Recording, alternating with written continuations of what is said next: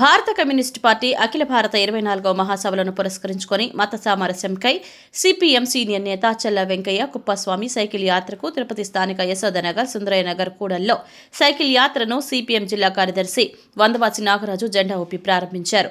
ఈ సందర్భంగా ఆయన మాట్లాడుతూ తిరుపతి నగరంలో మత సామరస్యానికి పెట్టింది పేనని, అటువంటి నగరం నుండి తమిళనాడులోని మదురై వరకు యాత్రకు వెళ్లడం అభినందనీయమని తెలిపారు. నేటి కేంద్ర ప్రభుత్వం మనుషుల మధ్య విభేదాలు సృష్టించి దేశాన్ని మత ప్రాతిపదిక మీద విభజించాలని తీవ్రంగా ప్రయత్నిస్తున్నదని అన్నారు. ఈ మతోన్మాద శక్తులు కార్పొరేట్ కోటీశ్వరులతో మమేకమై దేశాన్ని దోచుకుంటూ దేశ ప్రజలపై భారాలను మోపుతున్నాయని, అనేక ప్రజా వ్యతిరేక కార్మిక, రైతు వ్యతిరేక చట్టాలు తెచ్చి ప్రజలను హింసిస్తున్నాయని తెలిపారు. రాష్ట్రాల పట్ల వివక్ష పాటిస్తూ నిధులు కేటాయింపులో అన్యాయం చేస్తున్నాయని తెలిపారు. రాష్ట్రాల హక్కులను కాలరాస్తున్నాయని తెలిపారు. సిపిఎం 24వ అఖిల భారత మహాసభల్లో ప్రజా సమస్యలే పరిష్కార వేదికగా జరుగుతున్నాయని, అటువంటి మహాసభలకు ప్రచారం చేసుకుంటూ సాహసయాత్ర చేయడం కొనియాడదగినదని ఆయన అన్నారు.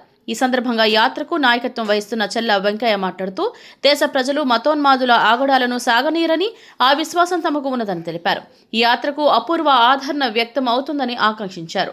ఆంధ్రప్రదేశ్లో తిరుపతి, చిత్తూరు జిల్లాల మీదుగా ఈ యాత్ర తమిళనాడులో వేలూరు జిల్లాలో ప్రవేశించి పలు జిల్లాల మీదుగా వెళ్తుందని తెలిపారు.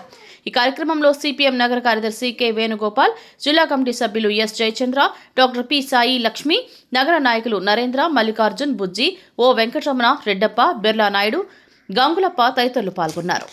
విశ్వ సంస్కృతి వ్యాప్తి చేస్తున్న బీజేపీ మత ఉన్మాదానికి వ్యతిరేకంగా దేశం సమైక్యంగా ఉండాలని, దేశ సంపదంతా ప్రజలందరికీ చెందిందని చెప్పి తెలియజేస్తూ ఆ సంపద రక్షణ కోసం, ప్రజా పోరాటాలు విస్తృతం చేయడం కోసం సిపిఎం అఖిల భారత మహాసభలు ఏప్రిల్ 2వ తేదీ నుంచి 6వ తేదీ వరకు తమిళనాడు రాష్ట్రం మదురైలో జరుగుతూ ఉన్నాయి.